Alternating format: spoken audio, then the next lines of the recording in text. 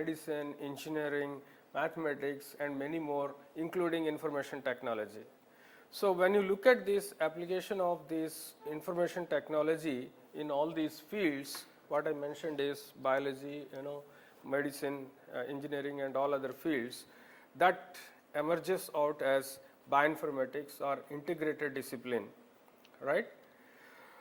So then what is present in this bioinformatics? What we deal with? What are the activities? What are the main areas we should know? That is, bioinformatics covers different areas starting like data collection, data mining, database searching, algorithm development, analysis and modeling, many more things are there.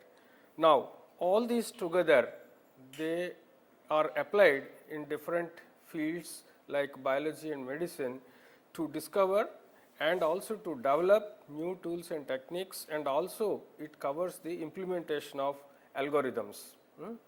You understand the algorithms, I guess. Assuming that, what are the algorithms? I assume you know these algorithms or the meaning of algorithm. I proceed further. So all this we are doing just to serve agriculture and health sector in broad. Okay. So now coming to this small brief introduction about the genomics, but I will link bioinformatics with genomics in a later stage, but this introduction covers like in modern molecular biology and genetics, the genome is, what is that? It is the entirety of organisms' hereditary information that you are aware. That's how you call it rice genome, human genome, wheat genome, maize genome, like that. And what is there in that? It is, everything is present in an encoded form, either in the form of DNA or in some cases of viruses and all, it will be covered in, having RNA, right? Now the genome, this includes both coding and non-coding regions. So coding part is your genes, right? And non-coding part is also present. Now how this non-coding part or the non-coding genomic regions play an important role, it is not that the non-coding means it is of no use, no. It has some role to play, it has a role to regulate the mechanisms, biological mechanisms, right. So that I will come at a later stage. In other words, genomics, what is that in total? It is the study of global properties of genomes of related organisms, right. So only if you say genome means that you understand specific organisms genome, but genomics means all related organisms genomes we will cover, okay. Now, little bit away from the topic, just left pan you can see there is, Hindu mythology, Om is given, and on the right hand side if you look at, these are the 4 nucleotides like A, T, G, C are there. This is one layer, and above this there is one more layer is present, one more circle which is having again A, T, G, C. Say for example for T, when you consider, again you see A is there, C is there, T is there, G is there. So every combination of one letter has a combination with the 4 nucleotides. And now you can go ahead and see, look at the outermost layer like this outer circle, again for a combination of A and T, A, T, G, C will be there, right. So likewise there are 64 combinations are there. However, you may come across with different codons meant for particular amino acid residue. Okay, means more than one codon represents a amino acid residue. That's how your, practical sense there are 20 amino acid residues, right? Isn't it? Are you getting? Okay. Now what is this relation I just picturized here is, if you see this Om, it is like, contains infinite knowledge. One of the concepts of this Om is that sound or whatever the mythology says is it contains information knowledge. It's the same way this, if you take this circle with the 3 concentric circles, you move it in a very speed manner. So what is that? The emergence will be like all triplets will be going out, isn't it? These triplets are nothing but your amino acid residues. Yes. So these amino acid residues, they combine together to formulate your proteins. Proteins are nothing but your functional part, isn't it? So everything, whatever we exhibit, either it is skin color or enamel or any damn thing, it is expressed part. So the whole world, whatever we are observing, whatever we are seeing, all the living organisms, the expression part is because of the proteins. So this has got a lot of information. Just to correlate how this has been, put forth by some people on internet. I collected that from there and I just tried to correlate these two diagrams. So when these emergence of nucleotide combinations went ahead, during the process of evolution, certain nucleotides got lost. We call it as deletions. Some nucleotides got substituted, and substitutions, deletions, indels, insertions also have been taken place. So that's how these are the examples of DNA plan, we call it as, with deletion, like for example here A is deleted, right. Then there are substitutions also, you can see in this you can see here somewhere the substitution A is substituted with T is there. So substitutions are also there, like insertions may also be present. So that entire DNA plan with insertions, deletions, substitutions, everything lead to the evolutionary pattern what we are observing today in nature. Okay, whatever different types of organisms, different types of variations, diversity, whatever we are observing, that is all just because of your DNA plan or because of the substitutions, deletions and insertions. So now what is that? What we are trying to understand is nature has created all sorts of variation. We are not going to create anything. What we are trying to see is whatever variations have been created, can we understand something, how this has happened, when it has happened, and what are the repercussions of this, or any modifications if you do, what is its impact on the environment, right? That already nature has created the variations. We are only trying to understand the variations. Okay. So in this process, when you have enormous amount of nucleotides, so these nucleotides are to be stored at some place. That's where we got this nucleotide databases. So there is an international collaboration is there. We call that as International Nucleotide Sequence Database Collaboration, which covers 3 different organizations, like one is NCBI, and then DDBJ of Japan, and EBI, that is EMBL Nucleotide Sequence Database. So these 3 are interlinked to each other, mirrors to each other. So any information coming to this, it will be updated here and here, because those 2 are the mirrors to the first one. Same thing, if somebody deposit nucleotide sequence in DDBJ, it will be reflected in other 2 databases also. Now you see that there is petabyte scale innovations happened at this European Nucleotide Archive that has been published in Nucleic Acid Research Journal. Petabyte scale means like 10 raised to 15.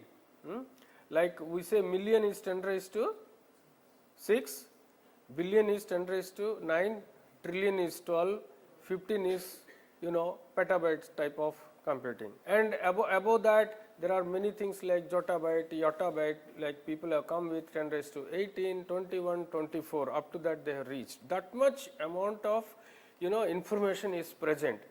So we need to store and understand how we will do, with what tools and techniques. What is the tool in our hand by which we can enter into the database and mine the data and make some knowledge discovery, right? That is what we need to understand. So how it happens? Let us see. Even this GenBank, what I mentioned is GenBank is at NCBI. I am talking about it.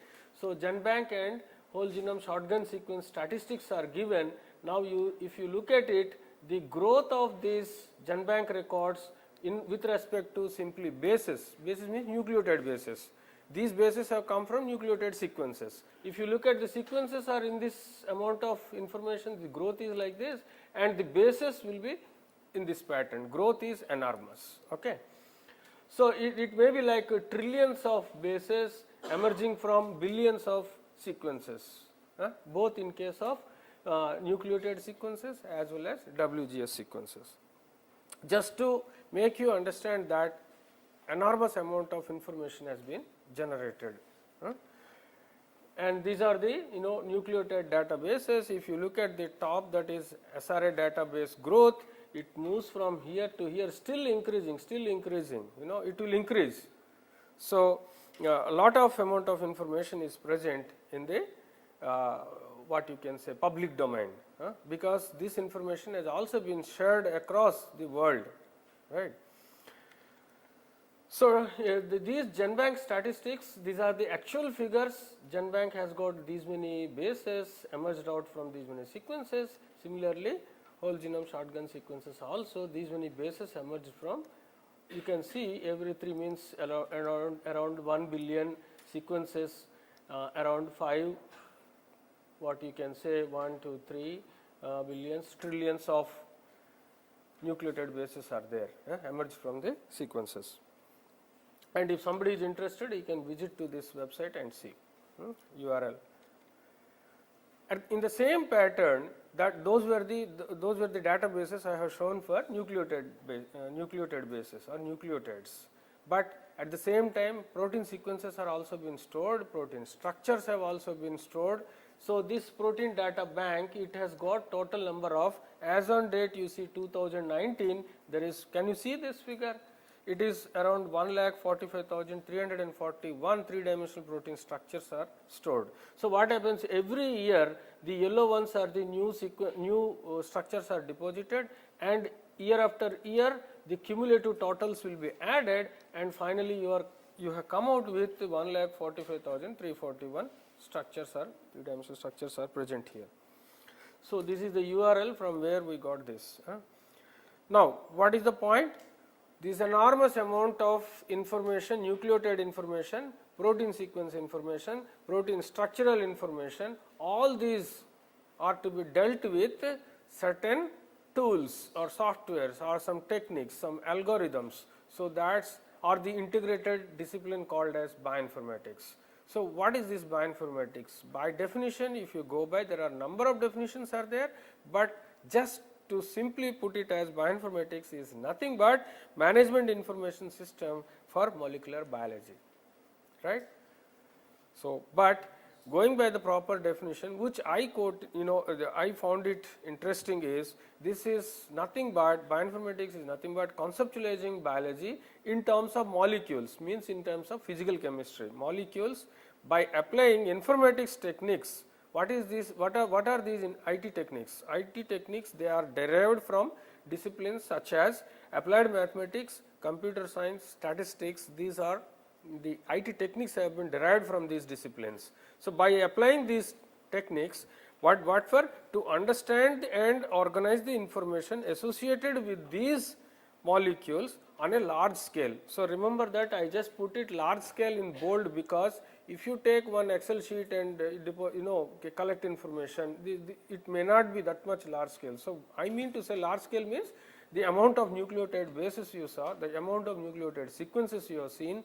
So, such an amount of large scale sequencing information is coming, how to put it in an organized manner and also how to understand that organized information by applying these IT techniques, so that you can conceptualize entire this biology in terms of molecules.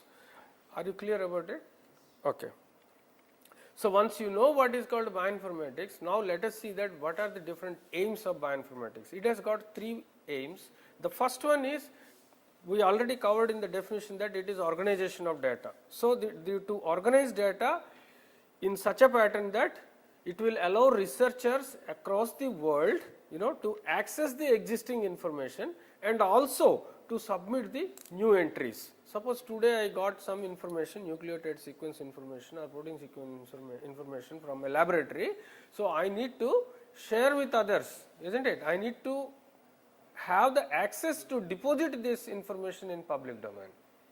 I need to have access for the existing information, as well as I need to have access to deposit the new entries, the new information what I have generated in the lab. Clear? So, that is the first and foremost aim. The moment you say that I do not want to share the information, that means you are not talking about bioinformatics, right. So, we need to have the access to put our information also, and also to have the access to the existing information. What is the second aim? To develop tools and resources that aid in the analysis of data. So, we have to develop certain softwares or tools and techniques so that we can analyze data, mine the data, and come out with, from data you have to fetch information, from information we have to get the knowledge, or we have to discover the knowledge. So, data to information to knowledge discovery, this is the chain. Okay. What is the third aim? Is to use different tools to analyze the data and interpret the results in a biologically meaningful manner. So, you developed the tool, software, you kept it with you. What is the use? You will use, only you are the user, but you need to share those tools and techniques in public domain so that others can also use it. So that even some duplications are there, that means if you have already done with the tool, why I should again develop the tool? Why should I? I can spend that time and money in terms of developing a new tool. So, we must use these to analyze the data, and the interpretation or the results what emerge, that must be interpreted in a biologically meaningful manner. I underline this biologically meaningful because ultimately the field of application is in the domain, that is biology. So, it must be biologically relevant, clear. So, if you make a dendrogram or some statistical technique, cluster analysis or doing something, but you come out with getting two organisms which are distantly related, but you got them together in one single cluster, is it the meaning? There is no meaning for that. Suppose cat is coming closer to human being, anybody will accept it. So, that is not biologically meaningful manner, means like the organisms which are close to each other are related, they must come closer as compared to the other organism which are distant from the organism under question. Okay. So, the definition of bioinformatics is clear, aims of bioinformatics also you are clear. So, let us not keep anything whatever we develop with us, we have to share in the public domain, right. Now, this when you have large amount of information, what is that analysis we are doing? Of course, we will develop tools. Suppose computational biologists, they are ready to develop softwares and tools, but the domain specialist has to tell that what is that information I require, so that he can fetch that information, extract the information from the sequence data. For example, you take a textbook, think of a textbook. In a textbook you have got different chapters. Within each chapter you may be having different sections and then subsections, and subsections are there with certain pattern of headings having bold letter or italics or something. And you also know that there are a paragraph starts with some small indent, a sentence starts with a capital letter and ends with a full stop, and there is a gap between sentence to sentence. Now, I ask you to remove all these gaps, full stops, capital letters, no discrimination between the paragraph to paragraph and section to section and subsection to subsection. You close all the gaps. Now, you look at the book, what do you get? You get simply letters A to Z, 26 letters keep on continuously, they are there. So, what is the use of? So, when you start with genome sequencing, it comes like that only. No information, nothing is there, you don't know anything about what is present. Now, it is your duty to enter and tell that yes, this gene is present here, this is the start of the gene, this is end of the gene, or this start of the chapter ends with this, next chapter starts with a fresh page having big heading in bold letters. So, in the same pattern where the chromosome gets ended up, between genic regions, intragenic, intergenic, and within the genic region also you have got exon introns alternately arranged. Before start of gene there is an information in 1K upstream region we call it as, where all your transcription initiation things will happen. So, those transcription binding sites may be there. So, we need to give some meaning to this, the enormous amount of nucleotide information that we have generated.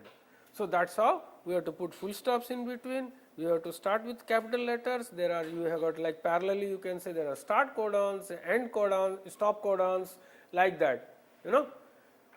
So there are certain signals like exon followed by intron, but at the start of the intron there will be two conserved nucleotides will be there. They are called GT if it is 5' donor splice site, it is AZ if it is 3' splice site. So intron followed by exon will be 3' splice site region, exon followed by intron, that juncture will be the 5' splice site region. There are certain signals. These introns are to be pulled out between the exons. How this happens? This happens because of presence of certain signals present in the intronic region, you know, that they call it as branching point sequences. So that those sequences, those signals are to be recognized so that introns get excised and all the exons get together to form your messenger RNA, and all those your central dogma will come into picture.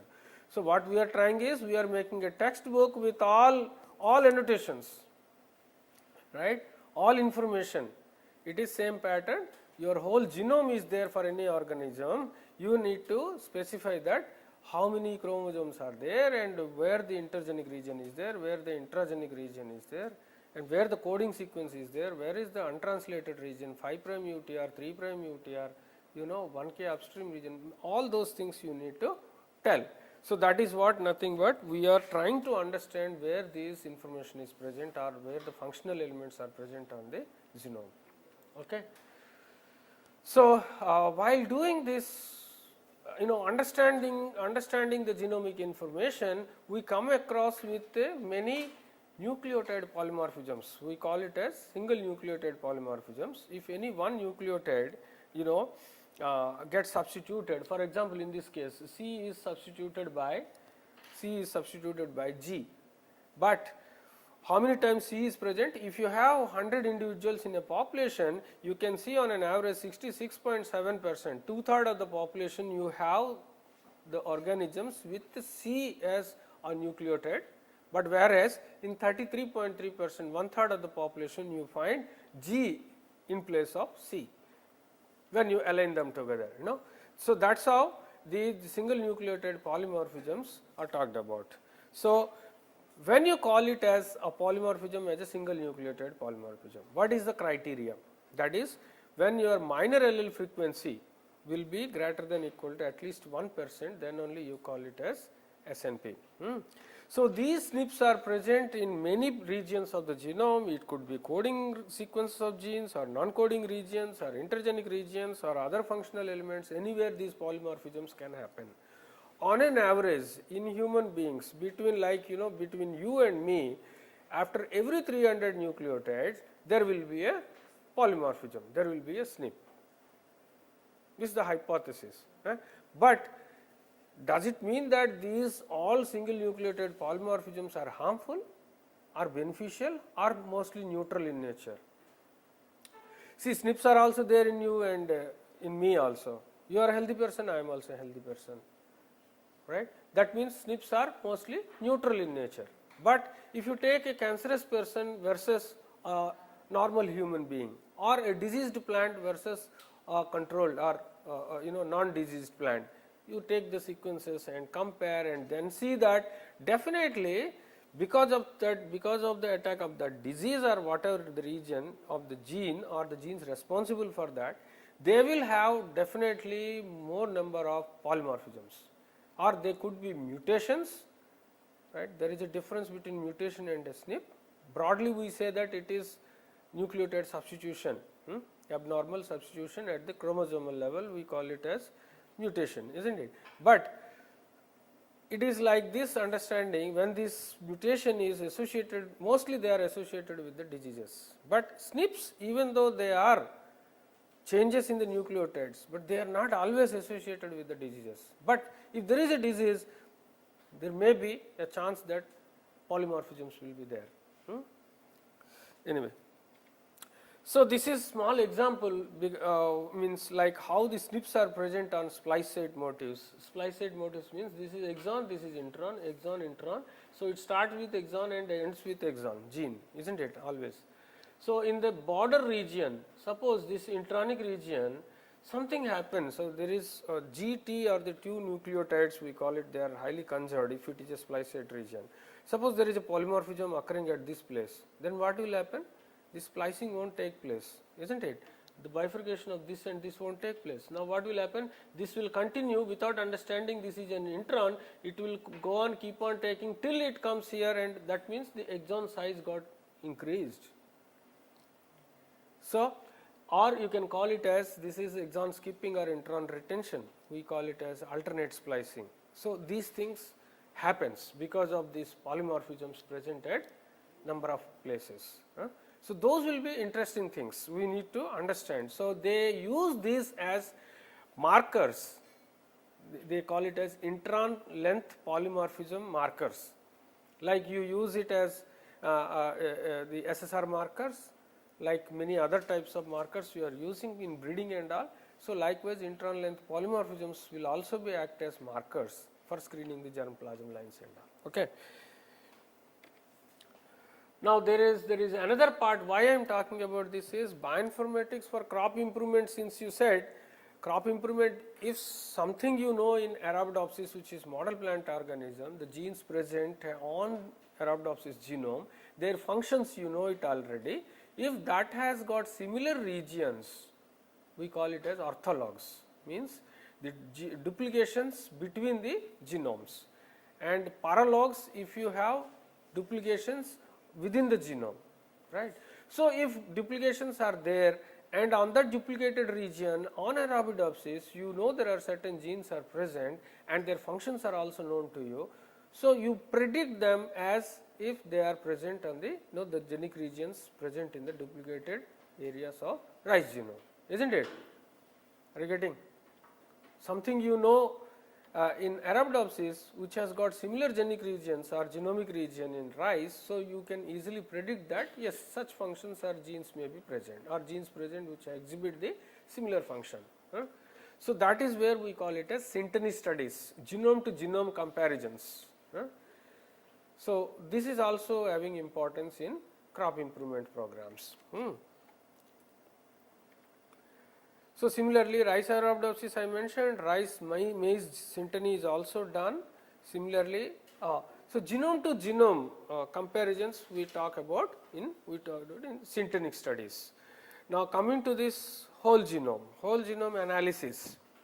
Suppose you sequence this entire, because someone has taken class on the NGS, right, next generation sequencing, they might have talked about the draft genome assembly and all. So, what I assume is if you have whole genome sequence, how you are going to analyze it, right. So, there are several sophisticated mathematical models available, right. So, they are most of these approaches are database driven, which rely on the existing experimental information. Okay. And also there are certain what you call successful strategies like Markov model based strategies and some others like which find out the long range or global correlations in one hand, and some are able to capture the short correlations using the Markov models and all. Short range correlations also you can find out.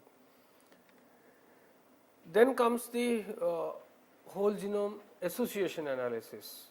You people might have, someone might have talked about TASL and all those GWAS, genome-wide association studies, they told. Okay. Now, in this especially, what we can easily understand the association of genomic regions or the markers or the nucleotides or the SNPs with the trait expression. That is now possible because we are having certain advantages, or with the advent of new technologies we are able to get the organisms whole genome level SNPs. Okay. So, that organism or that particular variety or line or whose phenotypic performance is also known to you. So, there are say mini core of 280 or 269 lines are there, or 248 or 236 in case of rice, and likewise every crop they are finding from the total diversified lines, they are finding out a mini core, small set of germplasm which has got similar diversity as if it is present in the population. So that for this small set, you can do this GBS, genotype based sequencing, and get all the SNP information and try to see that all these 256 or 250 lines what you are telling, their phenotypic performance is there with you. Maybe it could be plant height or grain yield or 1000 seed weight, whatever traits are there. Along with that, you have got genome GBS data is also there, where you can see SNPs are present. For each line, you have got SNPs and its phenotypic performance. Now, given this entire data set, we try to find out what are the SNPs which are associated with the trait expression, variation in the trait expression. If that is done, then you go with the SNP chip or something like that you can develop further. Then another aspect is, I am just covering the bioinformatics part, so that slowly we can enter into the crop improvement part. So these things are essential for making any crop improvement programs. So let me finish this first part, then we can move to that other one. So what is this protein folding? That you are already you know that when you have triplets of these nucleotides, that leads to amino acid residues, isn't it? These amino acid residues are nothing but your combination of these, whatever we will get, a chain of amino acid residues, they are the protein sequences. So when you get like these amino acid residues in a line, that is your primary sequence of protein. But once you try to identify what are the alpha helices or what are the beta sheets, what are the beta turns present, if you demarcate all of those, then that will becomes your secondary structure of protein.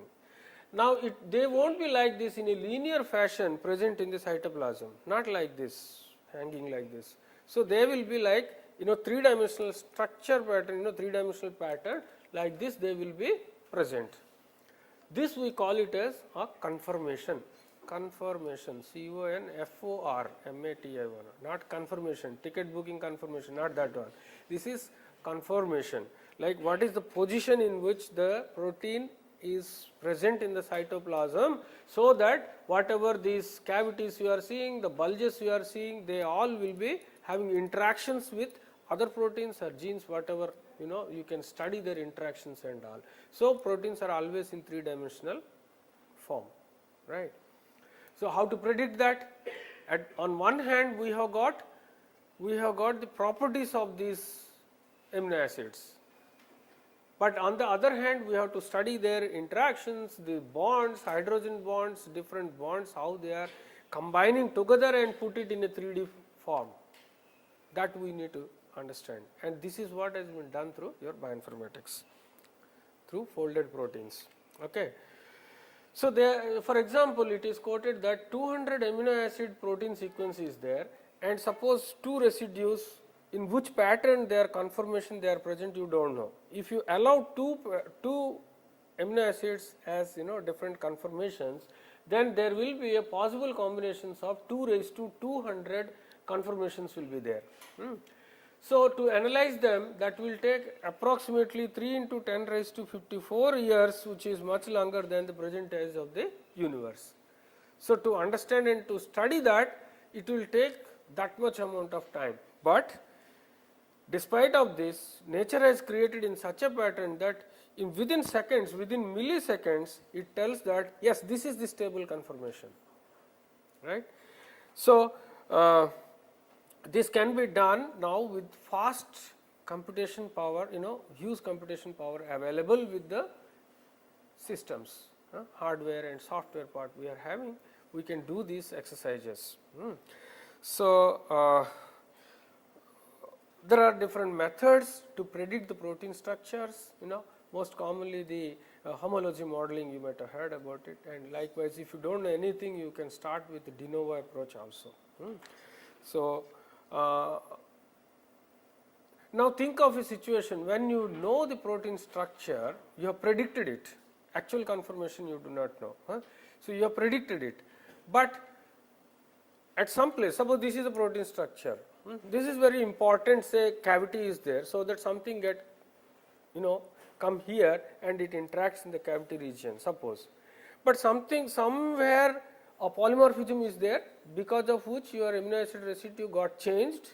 Because of its change, the structure may not be like this, it may be like this, or there may be some other polymorphism. Because of that, the amino acid residue got changed.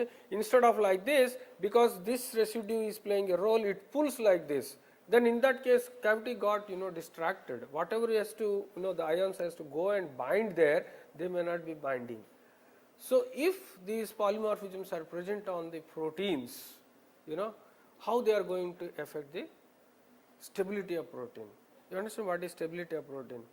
Suppose I will pick up you and say with a rope I will bind you and throw you somewhere in the corner of a room. So you are stable or unstable? Unstable? Stable or unstable? Tell me. So if I will open up your hands and legs, you can you can play and you can do anything. So you are highly unstable, isn't it? But if I bind you and put it with a rope in everything in a corner of a room, you are highly stable. You don't have energy. Your free energy is lost. Yes or no? So it is at that stage we need to identify what is the structure of protein which has got minimum free energy. Minimum energy, that structure should be available.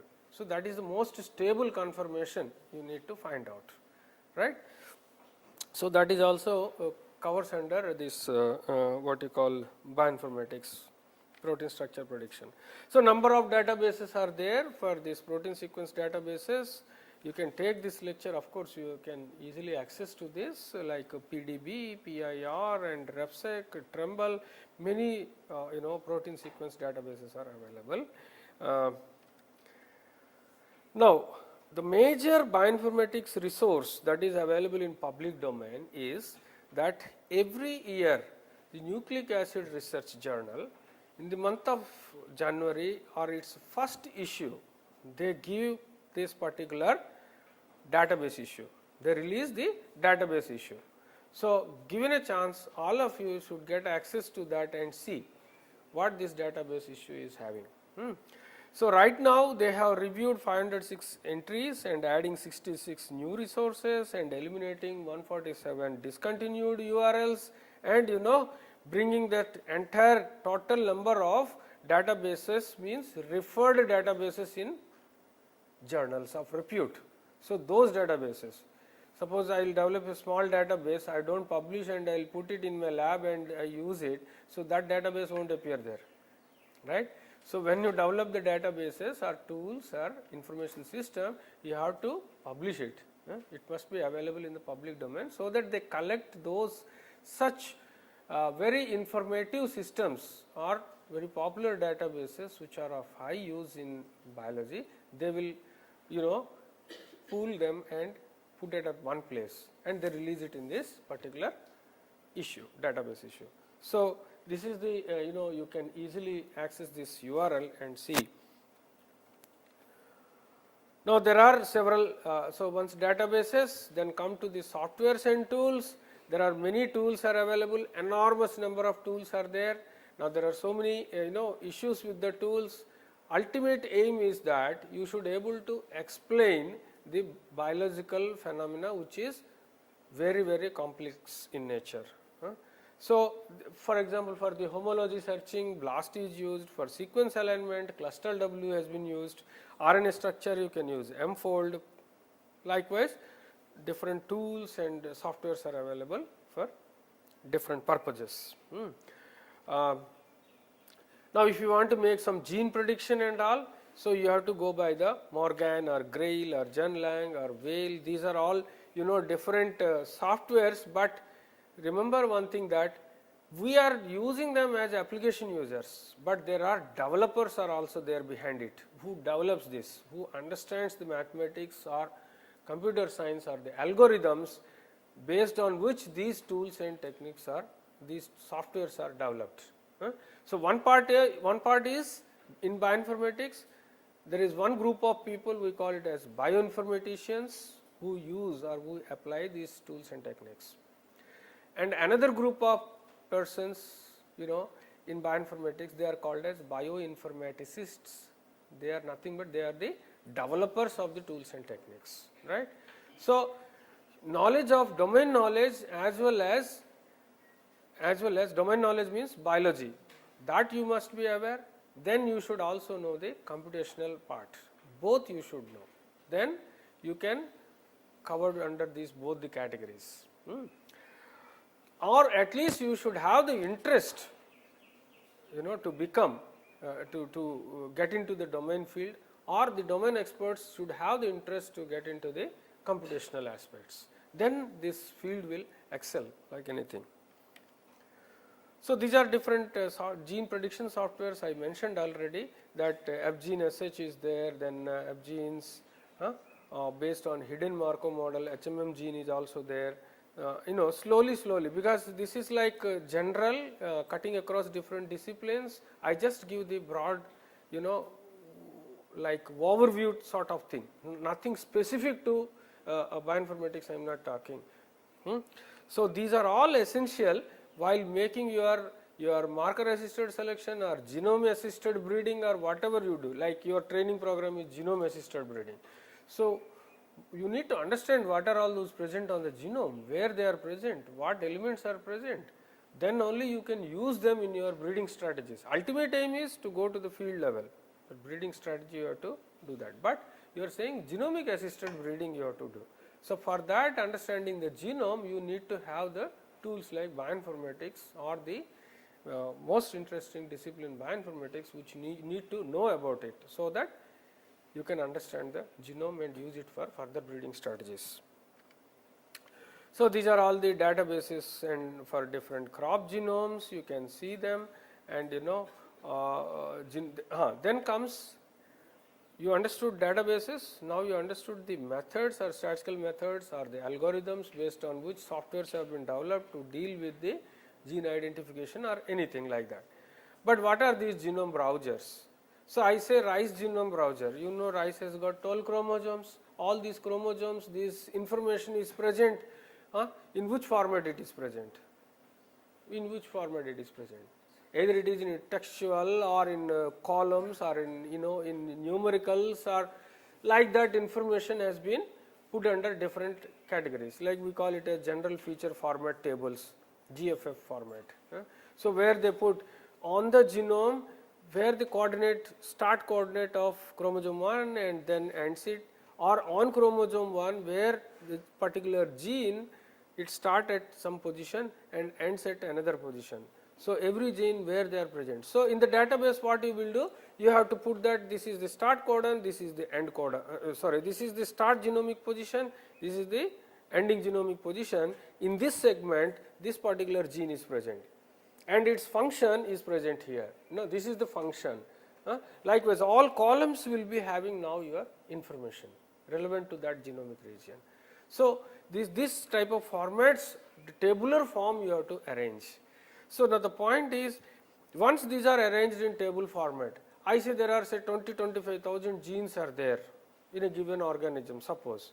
So, can I scroll down through each and every one and find out? Is it possible? How we will look at it?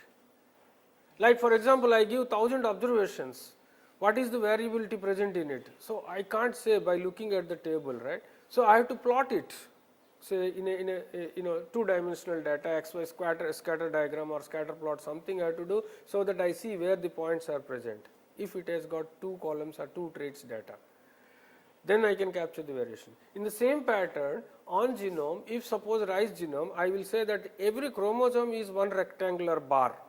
So, there are 12 rectangular bars are there.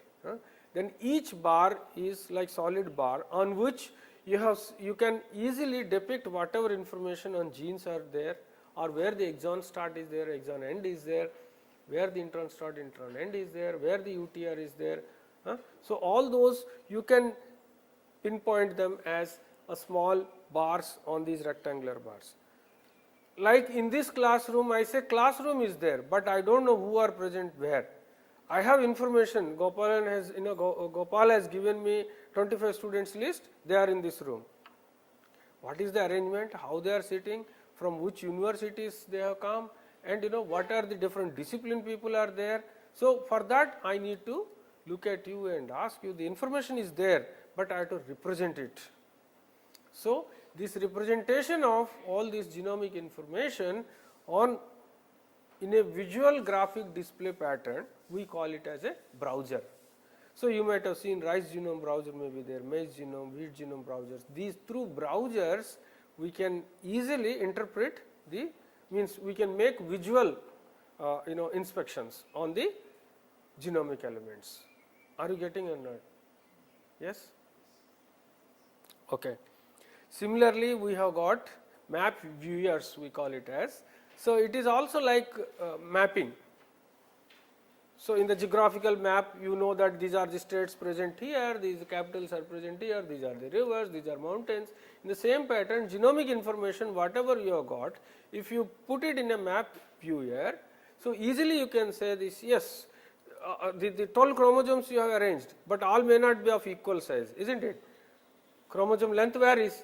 Then if you picturize it at one place and you see an Excel sheet and look at the figures given. So, chromosome 1, these many nucleotide bases, these chromosome 2, these many bases. Either you make it ascending or descending to understand which is the smallest chromosome or which is the longest chromosome. But suppose chromosome 1 to 12, based on the length I arranged already and give it in a picture form. So, what is there in that? Oh, this is chromosome number 8, this is chromosome number 2, this has got length this much, right. So, that is the map viewers or the genome browsers we get it, right. These are also important for making your breeding strategies, understanding the genomics. Okay. So, these are all about like databases, information systems, browsers, then back-end algorithms I mentioned little bit about it. Then now comes from the developer's point of view. You need to have certain skills and knowledge, computational skills and knowledge to develop these tools and softwares. So, one among them is called as LAMP technology. LAMP means not LAMP that any symbol like that. LAMP means it is Linux, Apache, MySQL, Perl, PHP or Python. So, you need to have one operating system as Linux, or it could be WAMP also, WAMP, Windows. Then another one is called one web server you need to have. We call it as Apache web server. So that you will put it on public domain which has these servers, they will be published later on, whatever name you call it as. These will help you in coordinating between your local system with the internet. Anything you want to publish, you need to have a web server, right. And then at the back end you need to have database management system. One database is needed because you need to store the information, then only you can share the information. Otherwise you will give like a textbook what I mentioned. Who will be using it?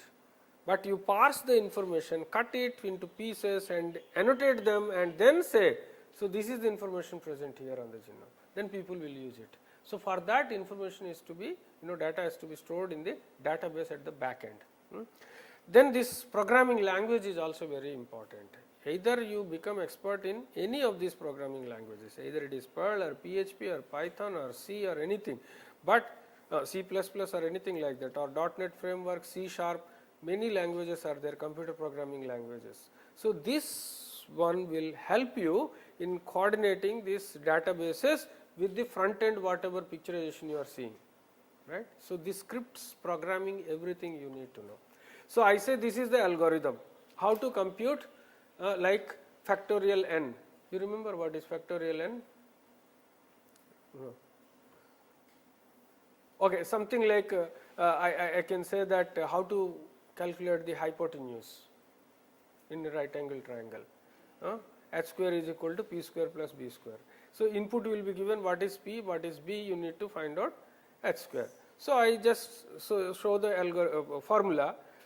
And the algorithm behind it I can talk about, this is simplest one, this is straightforward, so there won't be any algorithm. Algorithm means it should have a start point, end point, and it should be having recursive steps, stepwise procedure you need to have. Then you translate that algorithm into a programming language code which will be executed on the system. Okay. So what is that I am saying? This you need to have expertise of a programming language to convert the steps and procedures into executable form on a system, so that you can get the result. Okay.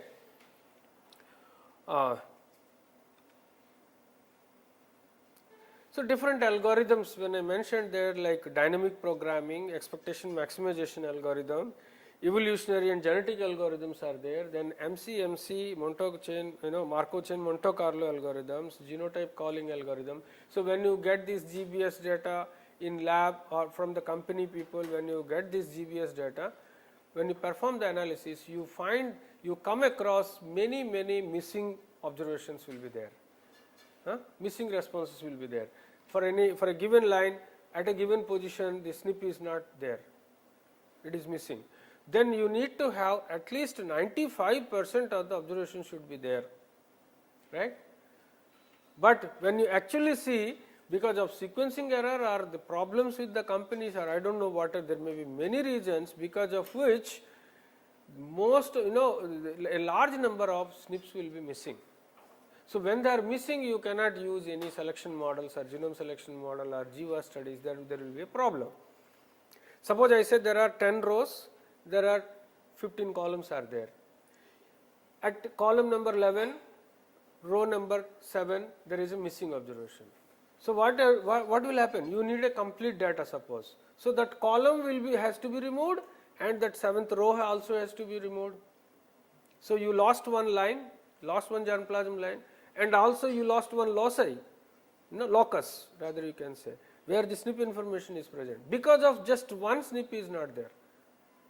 So, you can allow such 5 missing observations, 5% of, sorry not 5% of missing observations are allowed, but you need to have 95% of genotype sequencing data. If it is not there, what you will do? Then you need to devise an algorithm. You look at the already published genome, well annotated genome, and then find out at this place its related genome, what is that polymer, what is the nucleotide present there. So, that you can substitute it. So, how to call that? Genotype, calling algorithms are there. You have to miss the, you need to impute the missing observations, which is also comes under this bioinformatics part. Okay, there are few more commonly used languages in bioinformatics. We call it as XML, Extensible Markup Language, CGI, Common Gateway Interface, likewise BSML, BioML, BioPerl, CPAN. So, Perl is the basic, proper language. Then BioPerl means those modules will be used especially to deal with the bioinformatics aspects, or straight away it say. So, you compare this one sequence with the another sequence using pairwise alignment and get that what is the percentage of identity present or percentage homology is present, or how much match, length of matched region is how much. So, if you use a small command in BioPerl, the BLAST report, it will go and find out how much is the percentage match for a given subject sequence and a query sequence. So, those in between information can be extracted with the help of BioPerl modules. Okay. So, there is one thing called high performance computing. So, this is all like slowly I am moving to the computing part. What is computation? What is computing power? You say that this small laptop is this sequence analysis is not being carried out. What does it mean? So, its RAM is not supported. So, the hard disk is quickly being filled up. That means these are some hardware related issues. So, the computing is something like we measure it in terms of flops, FLOPS, floating point operations per second. Floating point operations per second. So, in 1 second, how many number of floating point operations can be carried out? Like I said 2.1376 into 4.97235. This is an operation of multiplication with floating point values. So, such operations will be done in 1 second. How many? Say we have a system now. After this class, we will go and look at that supercomputer is present at IASRI, which we are going to visit there. It has got, for example, say 28 teraflops computing power is there. 28 teraflops, floating point operations, 28 in 10 raised to 12. Those many operations can be performed in 1 second. So how this is happening? We are talking about this much, but the whole systems you have got 100 teraflops, you know, and even they go up to petaflops computing power also.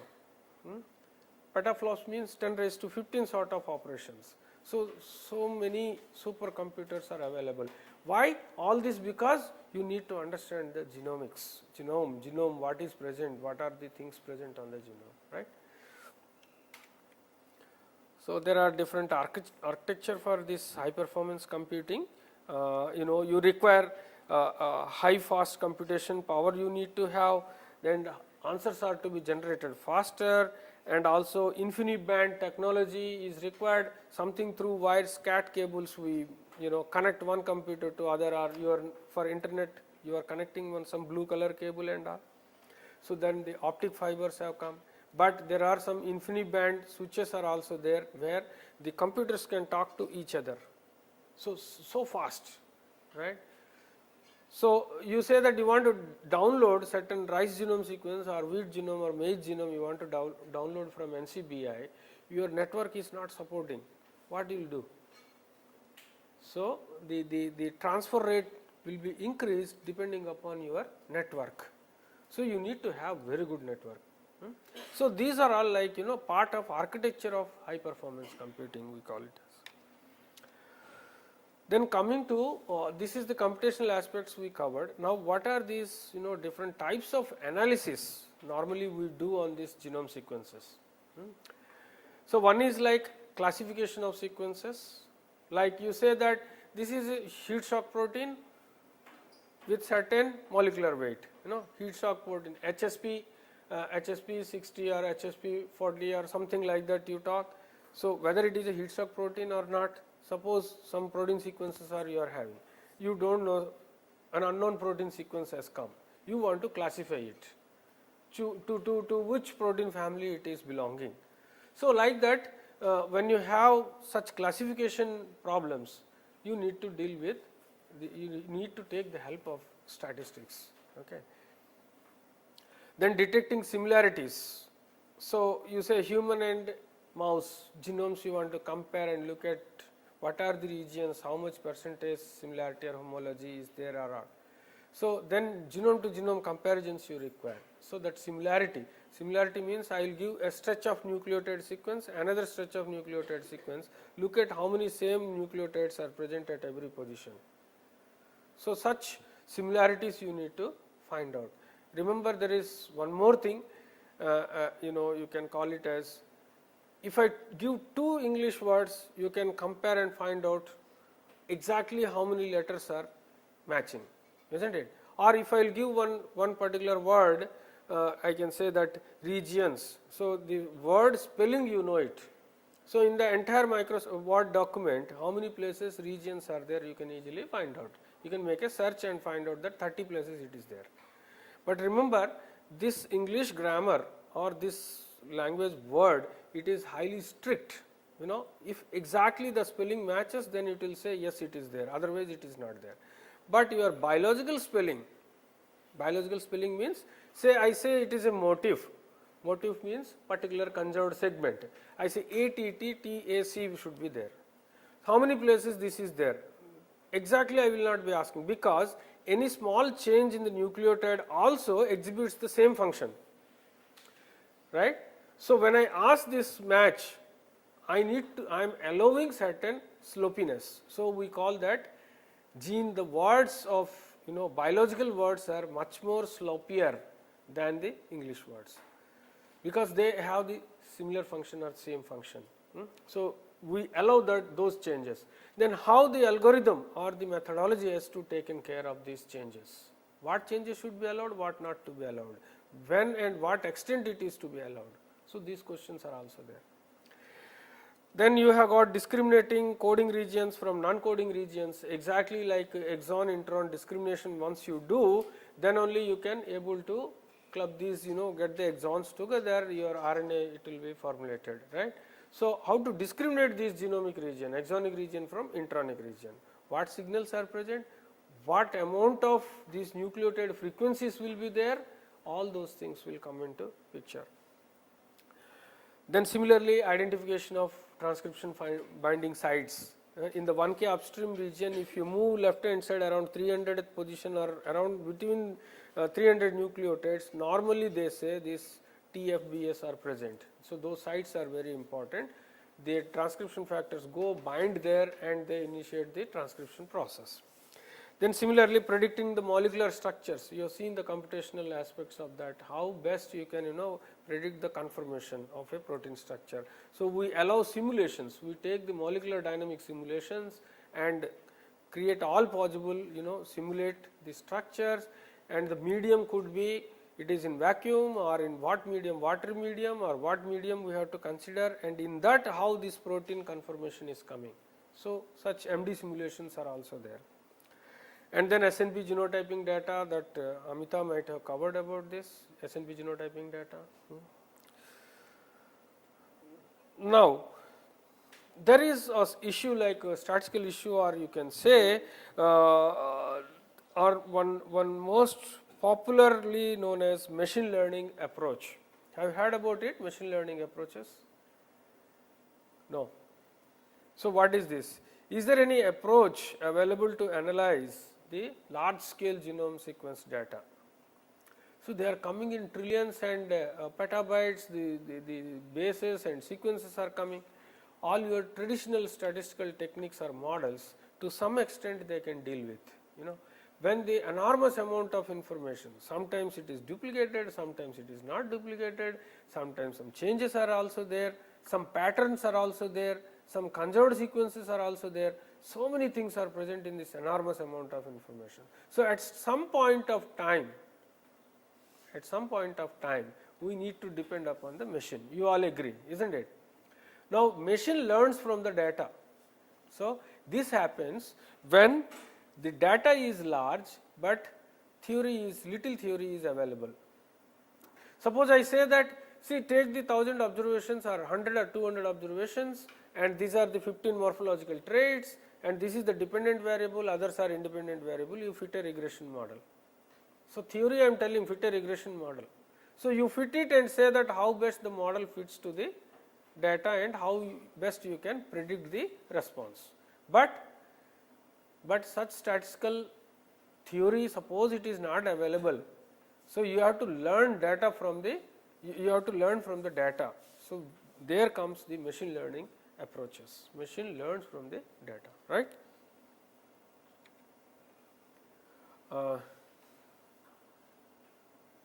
So, then the question comes, why this machine learning approach is needed.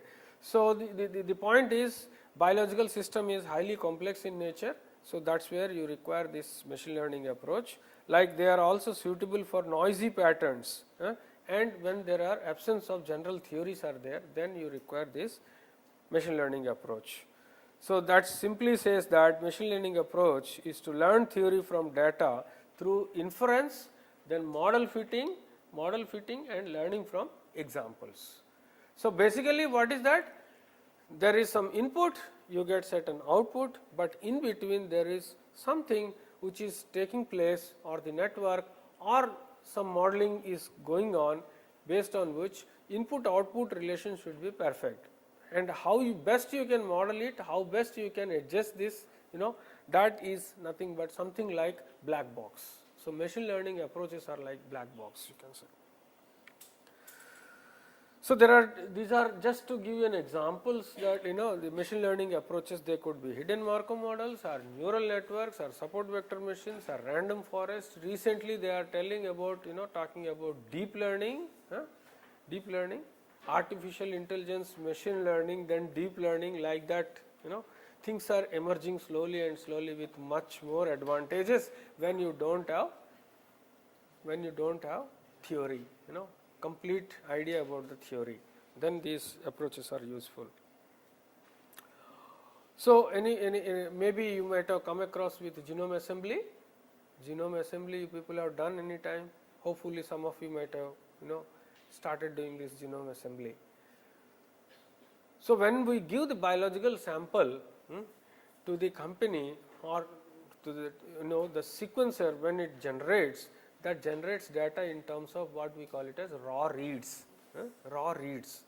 So depending upon the platform on which you are going for the assembly, the raw reads will come. Some reads may be shorter in length, some may be in longer in length. So short read based assembly approaches are there, long read based assembly approaches are there, different approaches have been devised. So what is the use, what is the need? Because we need to assemble these reads and then come across with a sequence, genome sequence completely, which can be put it as draft genome assembly, or slowly gap filling, error corrections will take place, and finally you will come across with the genome assembly, whole genome assembly. So now there are certain issues, there are certain pipelines. You can see here the raw reads, you need to take this FASTQ format, you need to change, and then the quality controls are to be done, training, trimming the filtered, trimming is required to filter the data, then the sequence assembly has to be done, and of course finally you have to come across with the assembly validation. So this is the input side, FASTQ sequences you will be giving, and finally you will come across with the final assembly. Okay. For example, this is one portion is called as overlaying consensus, overlapping consensus, OLP approach. Okay. So like overlaps are like this is red and then small green started, this is green and then some blue has started, isn't it? Green and then green with this darker in region, then this with blue, blue with this, then blue one. So 1, 2, 3 regions are there. Now if I want to club everything as like this, how do I do that? So I will search for this. Suppose this is the overlapping region. So from here to here it is unique, and here there is a change, here it is some region, and that region is same as up to this region, then there will be some change. So these two can be overlapped like this, right? Here is one sequence, here is another one, but this is exactly overlapping with this. So I just pull it here and make it like this, so that my sequence will be like from here to here. Okay. So that is what it has been done. So this region they saw that this is green, they will not be matching with this blue one, isn't it? It will not club with the blue one. So green should go with this green and then with the blue, So then it comes overlapping. These overlap regions will be slowly removed like this, and then finally you will come across with a full genome sequence. And there is another approach called De Bruijn graph theory approach, based on which such assembly can also be made. But the issues are when there are some sequencing errors, when there are certain polymorphisms, when there are repeated regions are present, then the assembly becomes difficult. For example, you just see here, it is one contig, it is on the same contig, you can see these regions are duplicated. So repeated regions on the same contig. In such cases, what will happen is, it will start like this and move, and again after moving it will come back like this, it will go, move and come back, in a loop it will form. That is called cycle. So the path converges on itself.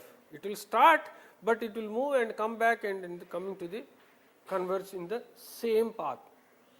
This is a problem. Then another one is, we call it as frayed rope, that is converge then diverge. So in this picture these two they converge, but after some point of time they will get diverged.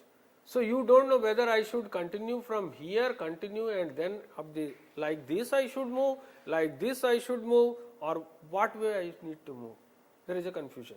Similarly, bubbles will come. Bubbles means if you have two different contigs, paths diverge and then converge, but what happens is sequencing error in the middle of the reads. Suppose there is a polymorphism somewhere present here. So we are not sure that it should go with some sequence with A is there, another place G is there, polymorphism is there. It should take with A and then proceed, or it should take G and then proceed, or what is that going on? That is also a problem.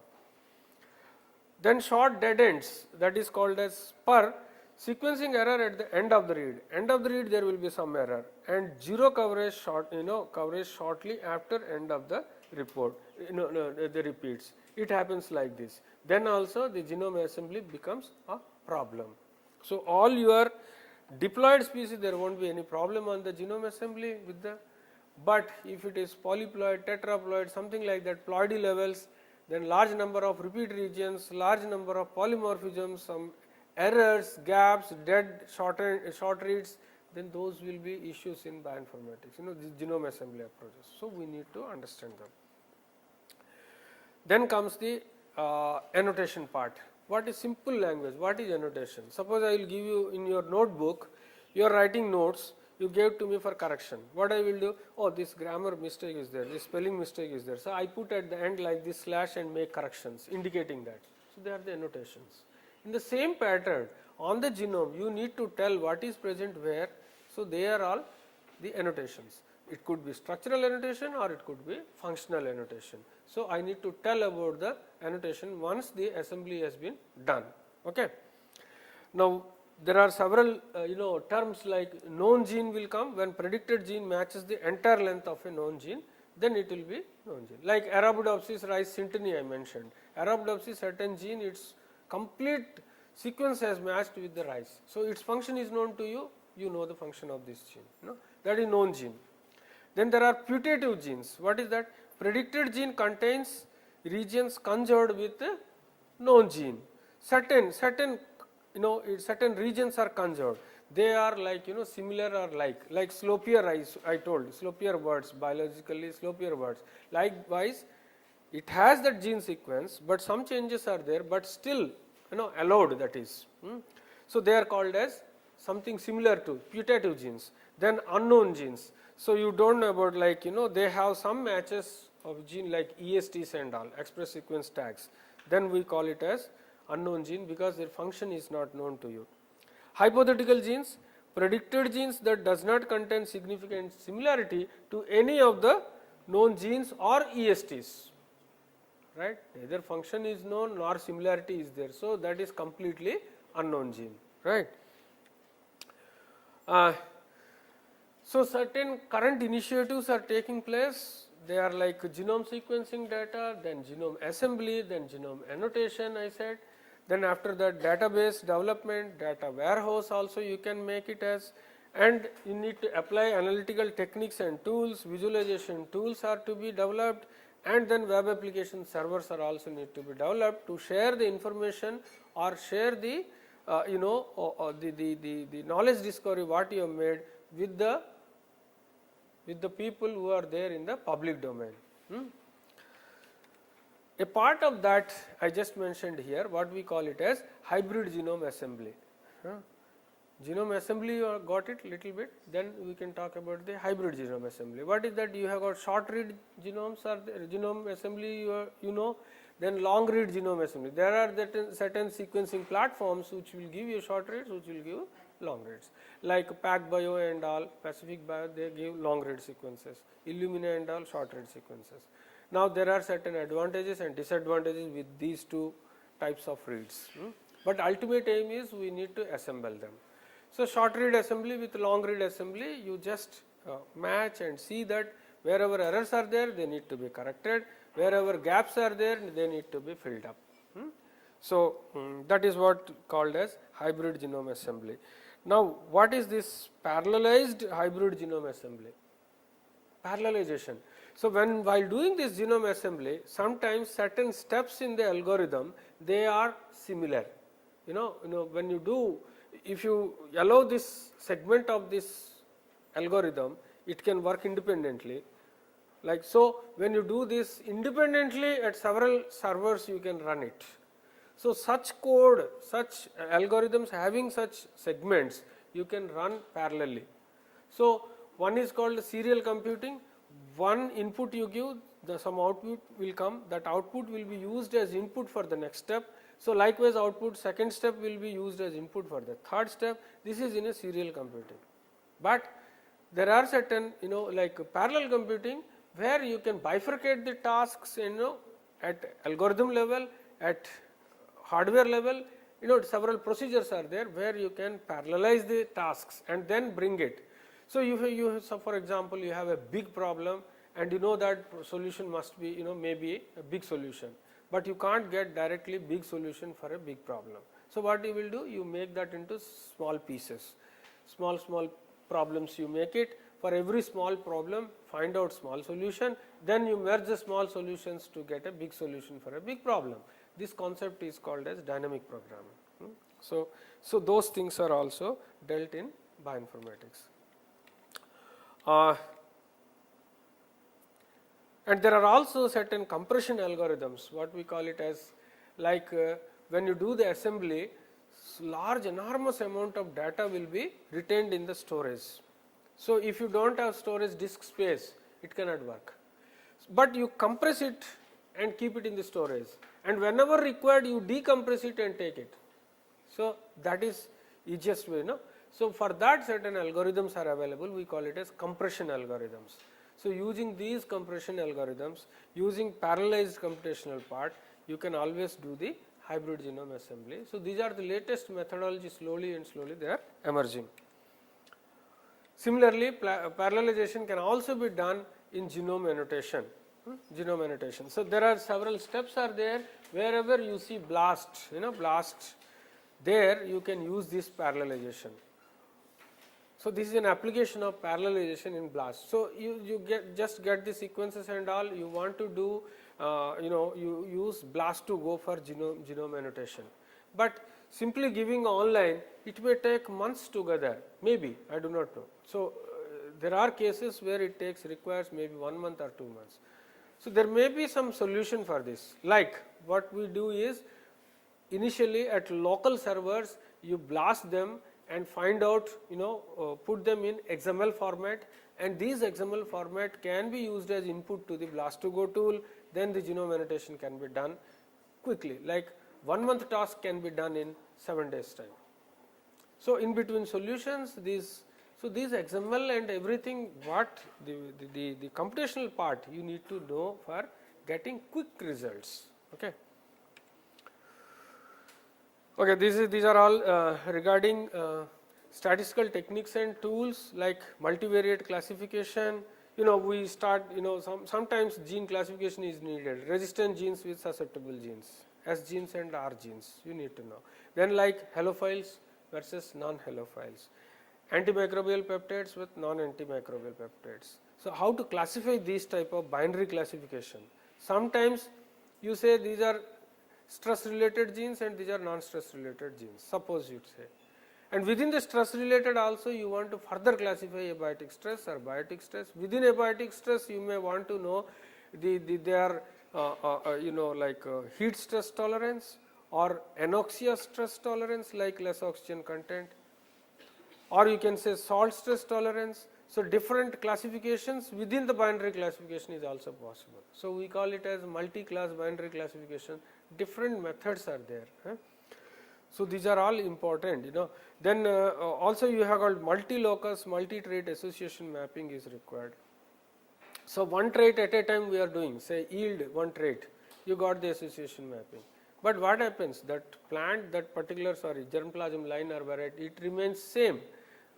Then you are not only measuring yield, you are measuring several traits. So, do we have any methodology, or means like can we deal with multi-locus and multi-trait association mapping? Can we do that? It has been done in case of rice. And then comes the genomic selection and prediction. If you look at this, there is something like this, P double greater than N. That means what? N stands for the observations, P stands for the variables. This is in statistical terms. Now, I will convert these to genomic terms, like N number of observations are nothing but your core set germplasm. N number of lines are there. For each line you got number of SNPs you are getting. If you are using 50K chip, then 50,000 SNPs may be there, or 1 million or 2 millions, it depends upon which array chip you are using. So, you got less number of observations, isn't it? Lines are less as compared to the number of SNPs, and you want to use certain statistical models to identify which are the significant SNPs associated with the trait expression. When the observations are lesser in number, variables are more, you cannot fit the models. So, what is the solution? You need to understand the importance of variables or importance of all the polymorphisms, SNPs, or you need to understand that what are the significant SNPs present on the genome, so that you can attribute those or you can tag these SNPs with the trait expression, right. So, that is how the p greater than n, that is variables are or SNPs are much higher than the germplasm lines, or you can say that number of varieties. That problem can be solved with the help of statistical techniques. Either you can use machine learning techniques, or you can go with the two-stage machine learning techniques also, deep learning techniques also you can use, wherein you can reduce the number of SNPs or number of variables. You can identify which are the SNPs actually they are significantly associated with the trait expression or variation in the trait expression. So, that can also be done. Then there are certain the non-coding RNAs are also there, like short hairpin RNA, long non-coding RNA, circular RNA, rRNA, tRNA, many are there, but these ones which I told about short hairpin and microRNA, LNC RNA, long non-coding RNA, small nuclear RNA, likewise number of RNAs are there which are non-coding RNAs. They express but they do not code, so they are very important for regulation of genes which are playing, they play a role in the pathways. So, so this I already mentioned, the language you need to know, programming language, and also the browsers you can take the help to visually display the genomic information on the system, right. So, what I will do, I will just whatever required I will just see, because we are running short of the time. So, this slide says that whatever you do in bioinformatics, that must reach to the translational level, means it must carry to at least up to the genomics scientists or to the breeders, so that it can be the whatever knowledge discovery has been done or whatever information we are gaining, that must be translated to the field level. So, the same concept of lab to land, we call it in plant sciences, and in human being or in clinical trials we call it as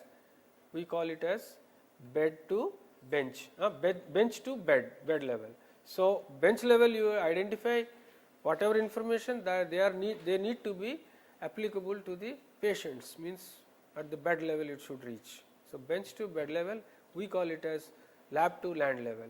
So, the translational bioinformatics is also coming in a big way. And then here you can see there are certain words starting with V, we call it as 5 V's. You can see volume, velocity, variety, veracity and value. So, these are all big data based concepts. Have you heard about big data and all? Big data means voluminous data, in normal sense we call it as, but there are other properties like velocity with which the information flows, high velocity is needed, and then high variety of data is there. You can have data in Excel format, you can have data in Oracle database, or you can have data in MS Access or MySQL, variety of information, textual information, numerical information, alphanumeric information, many types of variety of information variety of data is there. That also we need to deal with it. And then comes the veracity, how much authentic they are and what is the value of that data, high value data. And another one, complexity, I put just a question mark because like a protein sequence I will give you 200 amino acid residues are there, for example, a very small data, isn't it? But does it mean that it is low complex in nature? It is a protein. It may be very complicated, highly complex, who knows? What is its structure, what is its conformation, how it is interacting with other proteins, gene-gene interactions, protein-in-protein interactions, many things are there. So, that means big data does not mean that data cannot be small. So, data can be small, but if it is if it has huge complexity, then also it becomes a big data. Okay. So, these concepts are there, they are all, you need to apply all these tools and techniques and concepts in your genome sequence analysis, so that further these can be carried out to your breeding trials, genomics assisted, very well said.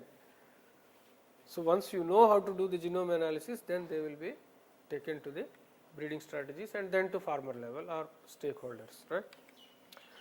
Okay. Then what I will do is, there are several applications, I put it here. Maybe when we visit to this Ashoka, Ashoka stands for Advanced Supercomputing Hub for Omics Knowledge in Agriculture, ASHOKA. A stands for Advanced, S stands for Supercomputing, H for Hub for Omics Knowledge, O for Omics, K for Knowledge, A for Agriculture. So, Advanced Supercomputing Hub for Omics Knowledge in Agriculture, that is the Ashoka. When we visit that place, the leftover or applications part, that I can show there. So, with this I will I am just stopping here. The slides you will be sharing, so you can easily see the remaining part. Part 2 I will take in the Ashoka visit. So, let me stop here. Thank you very much for your patience.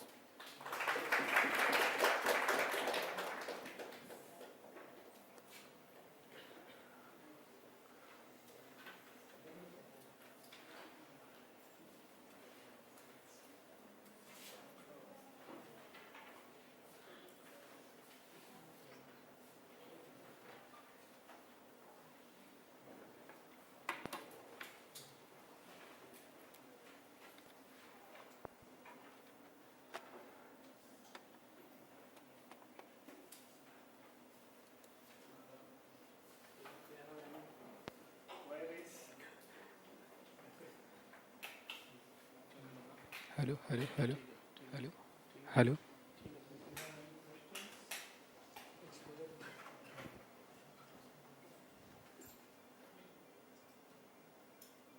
No questions, full of knowledge. Maybe we can reserve the questions during the worship facilities, and then we will wait for. We'll have a short break for 5 minutes, have tea, and then proceed. Thank you. We will have questions. Yes. But before we break, we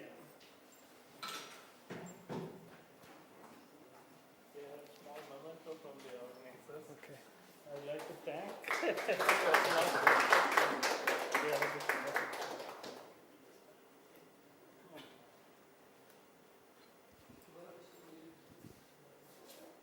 Yeah. Thank you.